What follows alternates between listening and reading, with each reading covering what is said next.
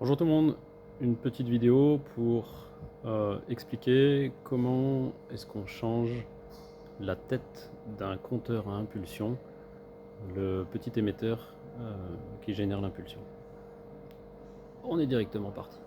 Alors, au niveau de l'outillage, il va vous falloir un tournevis cruciforme, une pince coupe-câble, une petite pince, peu importe, là c'est une lisse, mais que ce soit une pince crocodile, une pince crantée, c'est juste pour resserrer le plomb à la fin, et un cutter, bien sûr le débitmètre, et votre nouveau kit.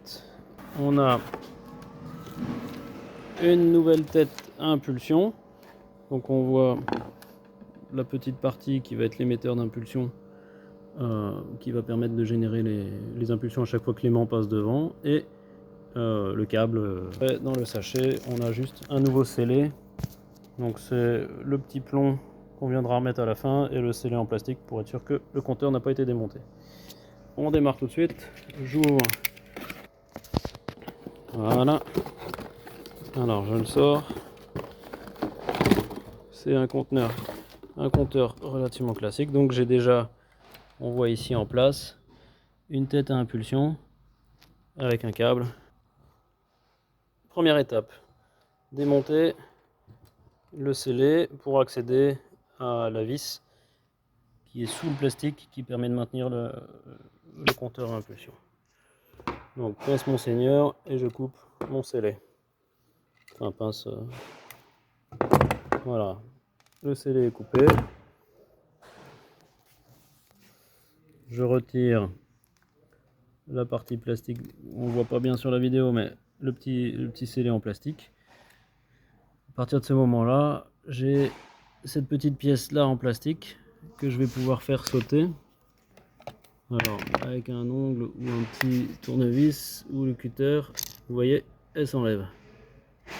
Donc, j'ai une première pièce en plastique qui vient s'enlever, ce qui me permet maintenant de tourner la bague blanche. De tourner. Alors, on voit dans le trou, ici, je ne sais pas si vous voyez dans le logement, j'ai un ergot blanc qui vient avec, et quand il est en face du trou, et ben maintenant, je l'ai en face, je sais lever vers le haut, et la bague s'en va. Première étape. Deuxième étape, il y a tout le compteur qui peut sortir. Donc toute la partie. Attention, il n'y a pas de souci.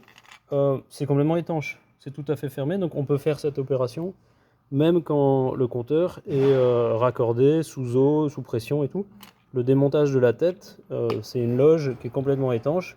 Il y a un aimant en fait dans le fond qui tourne et qui entraîne les engrenages de la partie compteur, quoi.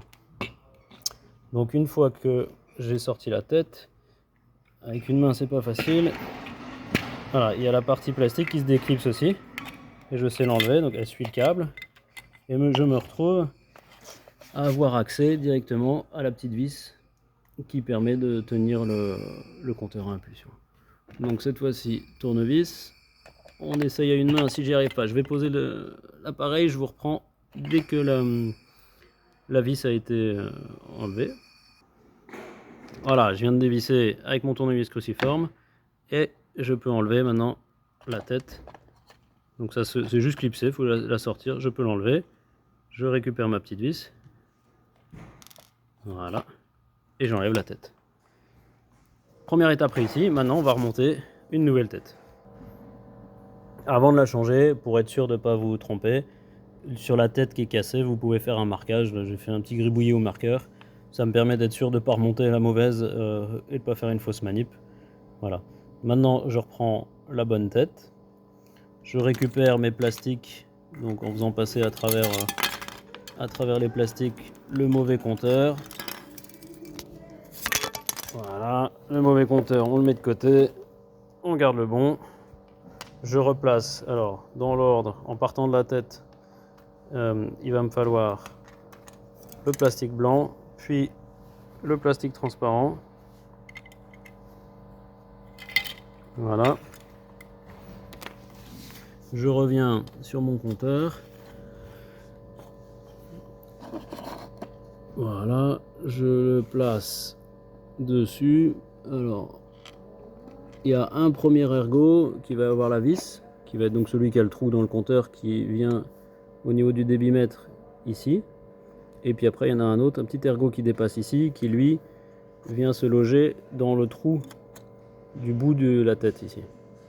Donc il faut réussir à clipser les deux en même temps. Alors, avec une main, c'est toujours compliqué. Voilà. Donc là j'ai mis les deux, il est en place. Maintenant je vais finir de je vais le visser, le sécuriser pour plus qu'il bouge dans le temps. Donc là c'est pareil à une main, c'est pas faisable. Je pose le téléphone, je vous reprends dès que la vis est en place. Ça y est, la vis a été mise. Donc la première étape est bonne. Je reprends toute ma tête, je la remets dedans, il n'y a pas de sens, il faut juste qu'elle rentre dedans. De toute façon ça tourne après, c'est libre.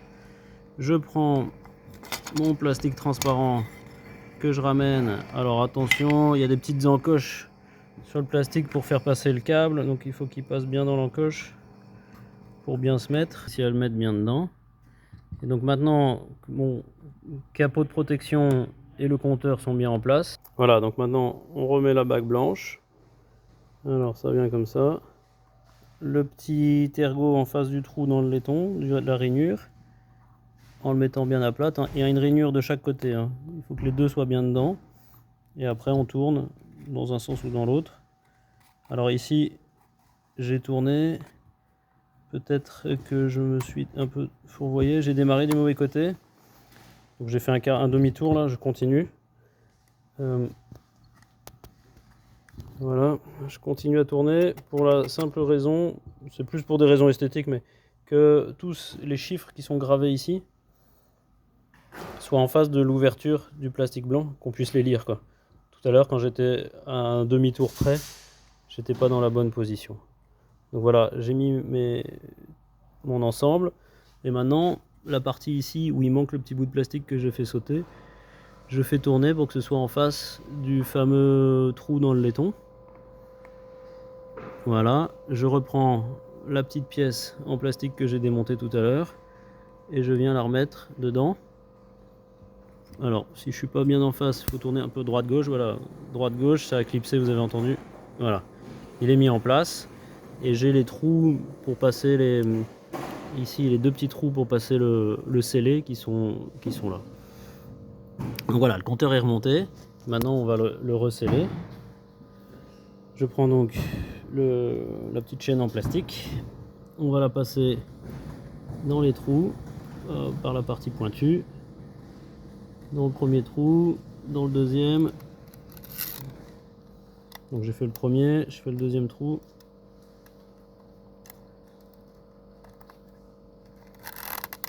Voilà, je le tire bien à fond pour que le petit ergot soit embuté.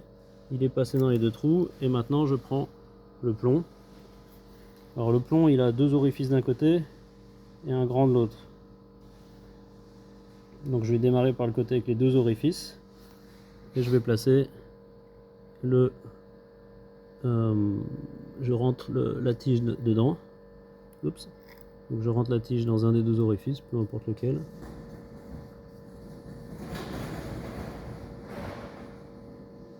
Voilà, avec une main c'est pas facile. Je l'amène assez loin. Je reprends la tige, je la plie et je la repasse dedans pour prendre l'autre deuxième orifice. Voilà. Je serre les deux. Une fois qu'il est bien serré, je prends ma pince. Je viens écraser le bout, donc je pince. Je donne juste un petit coup pour écraser le scellé. Je relâche. Mon scellé il est bien mis, il est bien fini. Je prends ma pince pour couper. Je coupe le bout qui dépasse pour que ce soit joli. Et voilà, l'opération est finie. Ciao.